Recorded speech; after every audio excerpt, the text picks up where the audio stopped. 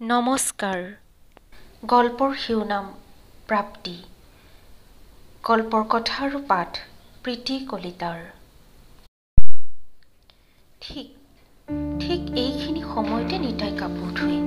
তাইৰ প্ৰশান্তৰ পিন্ধা কাপোৰবোৰকে ধৰি নাই বুলিলেও ঘৰখনৰ এদম কাপোৰ। কাঠৰ দীঘলীয়া তক্তা পোছখনত কাপোৰ দম থৈ তাই বাল্টিটোৰ পানীখিনিত চাৰ্ফ অকণমান মিহলাই এখনকৈ কাপোৰবোৰ তাত জুবুৰিয়াই যায়। সেইখিনি কৰি উঠি কঁকালটো পোনাইহি মানে ওচৰৰ ঘৰৰ কবিতাই গান গাই সিহঁতৰ পকী টাইলছৰ গা ধোৱা ঘৰত সোমায়।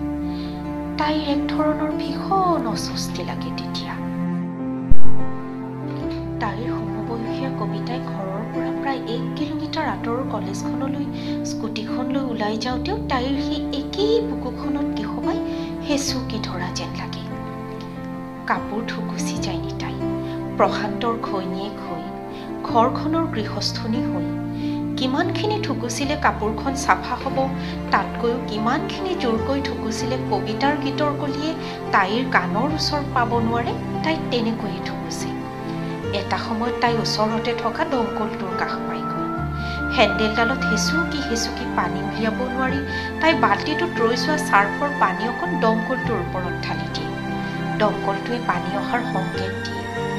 এৰা, পানী আহে।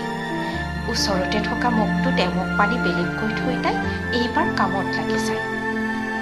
যিবিলাক দিনত দমকলটোৱে তাইক অযথা ভাগৰ লগায়, সেইবিলাক দিনত তাই একেকোবে ভিতৰলৈ আহে। এটা সময়ত এনেকুৱা অৱস্থাত তাই দাঁত মুখ কৰচি প্ৰশান্তলৈ ফোন লগাইছিল। নতুন দমকল এটা লগাবলৈ তাক চিঞৰিছিল। প্ৰশান্তই তাইক মিহিকৈ বুজনি এটা দি ঘৰৰ পৰা অকণ আঁতৰৰ অজিতক ফোন কৰি পঠাই দিছিল, সেইটো ভাল কৰিবৰ কাৰণে। অজিত আহি কিবা অলপ পিটিকি চাই পানী অহাৰ ব্যৱস্থাটো কৰি দি এনেকৈ নহ'ব, এইটো সলাব লাগিব বুলি কৈ গুচি যায়। বোপা ককাৰ দিনৰে পৰা এইটো আছে। পা পইচাৰো কথা আছে দেচোন, থাকক দেই, কিনো হ'ব, মাজে অজিত আহি চাই দিবহি বুলি কোৱা প্ৰশান্ত এদিন মদ খাই মাতাল হৈ তাইক কুকুৰে কাঁইট নোখোৱাকৈ গালি পৰাৰ পিছৰে পৰা তাইৰ কামবিলাক আৰু বাঢ়ি আহিল। ৰাতি সি বমি কৰি লেতেৰা কৰা কাপোৰবিলাক ধুবলৈ, প্ৰস্ৰাৱ কৰা মজিয়াখন মচিবলৈ দমকলটোৰ লগতে মাজে অজিতৰো অহাৰ প্ৰয়োজন বাঢ়ি আহিল। তাইৰ কিবা লাগে। প্ৰথমতে সি আহিলে ৰুমত সোমোৱা তাই এতিয়া ওচৰতে ৰৈ সি কৰা কামৰ আলেখ চাই থাকিব লগা হয়। তাইক বাদ দি কোনো নথকা ঘৰ এখন, বেলেগৰ ডেকা মানুহ এজন, কথাবোৰ ভাবিব টান লাগে। আজিও এইখিনি সময়ত দমকলটোৰ বেমাৰটো নলগা হ'লে তাই ভাবিব নালাগিলহেঁতেন। প্ৰশান্তলৈ ফোন লগাব খুজিও ৰৈ যায় তাই। জানে সি ফোন নুঠাই বা কামৰ সময়ত কিয় ফোন কৰিছ বুলি সি কাটি দিব। তাইৰ মাত শুনিলেই যেন তাৰ গাত বিষ লগা দিয়ে। অথচ এটা সময়ত তাইৰ মাতটোৰ মায়াত হাবুডুবু খাইছিল সি। স্কুলৰ নাইবা ঘৰৰ ওচৰৰ অনুষ্ঠানবোৰত কেতিয়াবা তাই এনেই 2-এটা গীত গাইছিল। তেনেকুৱা এটা অনুষ্ঠানৰে সি এজন দৰ্শক আছিল। গীতবোৰে তাৰ মন মগজু গলাই পেলালে। তাই অনুভৱ কৰিলে। তাইক লৈ সি আৰু তাক লৈ তাই নতুন এটা গীত গাবলৈ এইবাৰ আকৌ এটা অনুষ্ঠানৰ আয়োজন কৰা হ'ল। এই অনুষ্ঠান তাৰ ঘৰত। সৰু ঠাইখনৰ উপকণ্ঠত তাৰ ককাকৰ দিনৰে মাটিখিনিত সজা ঘৰ এইটো। ওচৰৰ সকলো পকী অত্যাধুনিক ঘৰবিলাকৰ মাজৰ তাৰ দুকঠুলীয়া বাঁহৰ ঘৰটোৱে যেন নতুনকৈ ৰং সানিলে। দিন হাজিৰা কৰা মাউৰা প্ৰশান্তই সৰু ঘৰখনৰ এপাত চাবি তাইৰ হাতত তুলি দিলে। নিতাক বাদ দি 3টাকৈ সন্তানৰ দায়িত্ব লোৱা, ওচৰৰে কাৰখানা এটাত কাম কৰা স্বামীহীনা তাইৰ মাকেও হয়তো ইয়াতকৈ বেছি একো কৰিব নোৱাৰিলেহেঁতেন। প্ৰশান্তৰ ঘৰত তাই সপোন দেখিলে। জীৱনটো পিহি গঢ়িলে। সি কামলৈ ওলাই যাওঁতে বাঁহৰ জপনামুখনৰ মুখত ৰৈ নেদেখা হোৱালৈকে চাই থাকোঁতে, সি তাইলৈ অনা এটকীয়া চকলেটটো মুখত ভৰাওঁতে, দমকলটো বেয়া হোৱাৰ খবৰ দি ফোন কৰোঁতে তাই যেন এখন ফুলনি সাজি তুলিলে তাইৰ গোটেই দেহটোত। ওচৰৰ ওখ ঘৰবিলাকৰ পৰা সিহঁতৰ ঘৰটো কেনেকুৱা দেখি এই কথাবোৰ বা সিহঁতৰ নিচিনা মানুহক এষাৰি মাত নিদিয়া সেই ঘৰবিলাকৰ মানুহবোৰৰ আলেখ তাইৰ সেই ফুলনিখনৰ ফুলবোৰ ছিঙিব নোৱাৰেগৈ। অথচ ১.৫ বছৰৰ ভিতৰতে ফুলবোৰ ছিঙিল কাৰো হাত নলগাকৈ।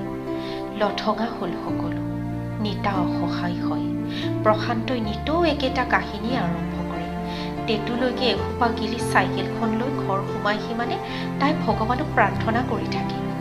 আজি যেন সকলো আগৰ সময়বিলাকৰ নিচিনা হয়। সময়ে তাইক উপলুঙা কৰে।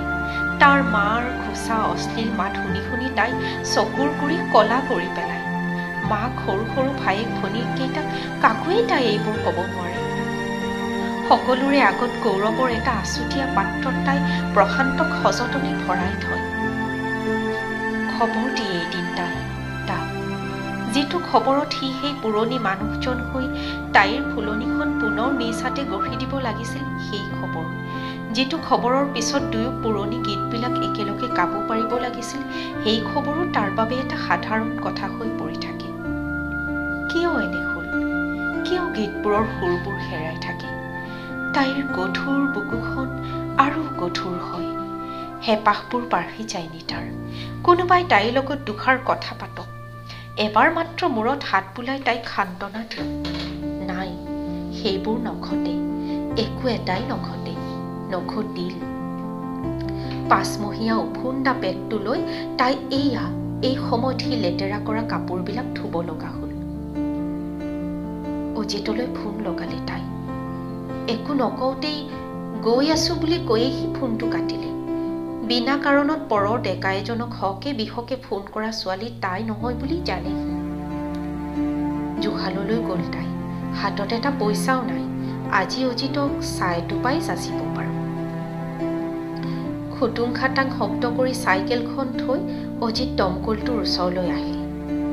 আগতে চাহকাপ খাই লওকচোন বুলি তাই তাক কাপটো আগবঢ়াই দি ওচৰতে থকা চকীখন দেখুৱাই দিয়ে। তক্তাখনৰ ওপৰতে থকা পীৰাখন নিজলৈ বুলি টানি আনিব লওঁতে সি কৈ উঠে, তুমি চকীখনতে বহা, পীৰাত বহিবলৈ কষ্ট পাবা। তাই মূৰ টুপিয়াই। চাহখিনি খাই অজিতে দমকলটোৰ অংগ প্ৰত্যংগবিলাক খুলি যায়। তাৰ পৰা মাত্ৰ দুহাত দূৰত চকীখনত বহি তাই ভাবে, ঘৰলৈ কোনোদিনেই নতুন দমকল এটা নাহক। ধন্যবাদ।